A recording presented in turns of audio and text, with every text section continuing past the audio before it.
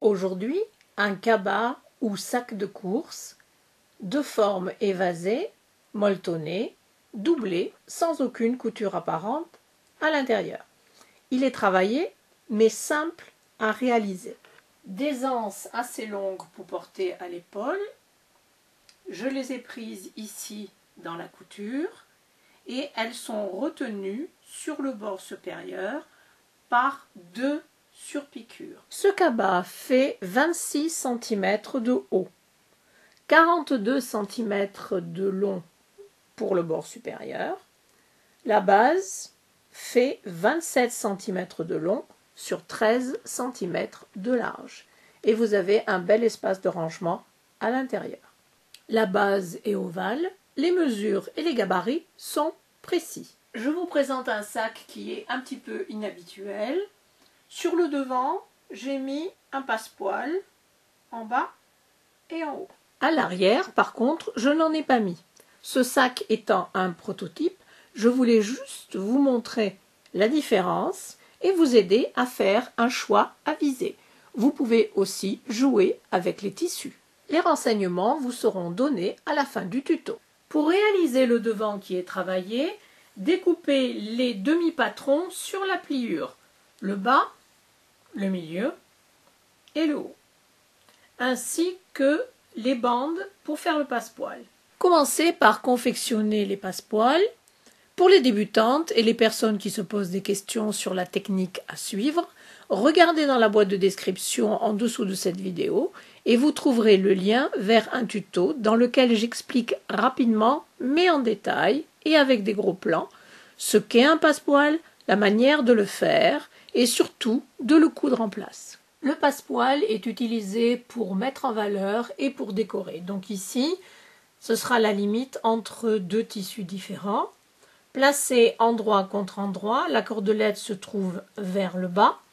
Alignez les bords supérieurs, mettez des pinces. Avant d'assembler les pièces, je conseille toujours de marquer le milieu. Placez endroit contre endroit, alignez les milieux et mettez des pinces. Les bords sont bien alignés, les pinces sont enfoncées jusqu'à la cordelette et maintenant, utilisez le pied de biche spécial fermeture à glissière. La piqûre faite, repliez le tissu du dessus sur lui-même, donnez un bon coup de fer, faites une surpiqûre à 5 mm du bord, longueur de pointe 3 ou 3,5 selon l'épaisseur de vos tissus. Prenez la bande pour fabriquer les anses, pliez en deux, mettez des pinces tout le long, faites ensuite une piqûre soit à 1/2 cm ou bien à 1 cm, c'est comme vous voulez, longueur de point 2, faites passer cette épingle à nourrice à l'intérieur du trou et retournez l'anse sur l'endroit. Donnez un bon coup de fer pour aplatir la couture.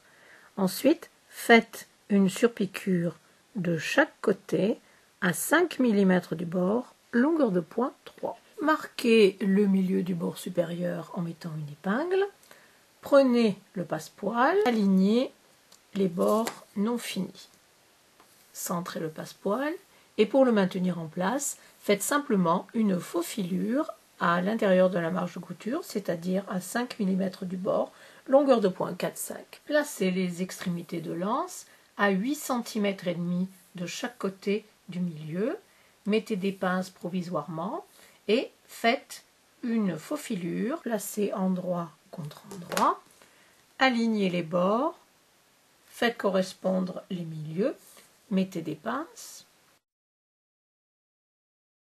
dépliez la partie supérieure, vous allez plier la partie du milieu, faites une surpiqûre à 5 mm du bord, tout le long, longueur de pointe 3,5.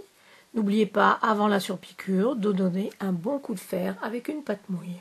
Cousez l'autre côté du sac à l'identique ou non. Placez les deux côtés du sac endroit contre endroit, alignez bien les bords et coupez tout ce qui dépasse. Voici le second côté qui sera le dos et vous remarquez évidemment que je n'ai pas mis de passepoil. pliez le tissu doublure en deux, utilisez un des côtés comme gabarit et découpez ainsi les deux parties de la doublure. De la même manière, découpez deux morceaux de thermocollant. Ici, j'ai pris de la Vliseline H640. Vous repasserez le thermocollant avec une pâte mouille au dos des deux parties du tissu extérieur. Placez les deux côtés en tissu extérieur endroit contre endroit. Alignez les bords. Mettez des épingles simplement, ou des pinces évidemment, simplement sur les deux côtés et faites une piqûre à 1/2 cm du bord, ici et là. Découpez le gabarit de la base une fois dans le tissu doublure, une fois dans le tissu uni et dans le thermocollant que vous repasserez au dos du tissu uni. Pliez la base dans la hauteur et dans la longueur pour avoir les milieux en haut, en bas, à droite, à gauche. Faites des marques similaires dans la base du sac. Le haut et le bas seront le milieu de chaque côté. Et gauche-droite seront en fait les coutures.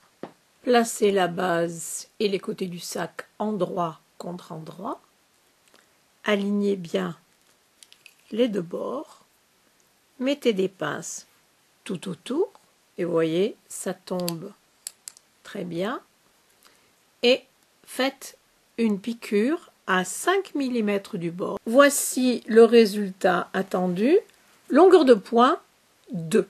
Et voici ce que cela donne sur l'endroit. Maintenant, passons à la doublure. Si vous voulez des poches à l'intérieur de votre sac, il faut les poser maintenant sur chaque côté avant de les assembler. Placez endroit contre endroit, alignez bien les bords, mettez des pinces ou des épingles, faites une couture sur le côté en entier, alors que sur l'autre, laissez une ouverture de 15 cm. En suivant la même méthode que pour le tissu extérieur, placez et cousez la base de la doublure. Cette doublure qui est sur l'envers, vous allez la mettre ainsi sur votre tapis. Prenez le sac qui est sur l'endroit. Placez-le à l'intérieur de la doublure. Donc vous allez avoir endroit contre endroit. Les anses disparaissent entre la doublure et le tissu extérieur. On ne veut pas les voir. Maintenant, alignez les coutures et le bord supérieur des deux parties. Mettez des pinces. Les coutures de la doublure et du tissu extérieur correspondent parfaitement, ainsi que les deux bords. Faites une piqûre à 1 cm du bord en suivant la ligne tout autour. Voici la couture. Maintenant, retournez délicatement sur l'endroit par l'ouverture. Nous en sommes là, le tissu extérieur d'un côté, la doublure de l'autre. Maintenant, il vous faut coudre l'ouverture et je vous conseille de faire une piqûre à la main. Je ferme toujours les ouvertures à la main en utilisant un point qui s'appelle le point d'échelle. Voyez le résultat, la couture est nette et plate. J'ai fait un tuto technique sur ce sujet. Le lien sera dans la boîte de description en dessous de la vidéo. Poussez la doublure à l'intérieur du sac et faites bien ressortir le bord supérieur. Si vous utilisez une doublure aussi fuyante que la mienne, je vous conseille de mettre des pinces tout autour du bord supérieur et ensuite une rangée d'épingles un petit peu plus bas après avoir bien poussé la doublure vers le bas. En ce qui concerne les anses, vous pouvez les laisser libres. Elles sont attachées ici entre les deux tissus. Mais ce que je vais faire, je vais les aligner correctement, mettre des pinces de chaque côté et lorsque je vais faire la surpiqûre, je vais les prendre dans la surpiqûre. Je vais faire en fait deux lignes de surpiqûre. La première à 1 cm tout autour longueur de pointe 3. La deuxième, 1 cm plus bas. Donc il y aura 2 rangées de surpiqûres. Laissez-moi vous montrer ce que cela donne.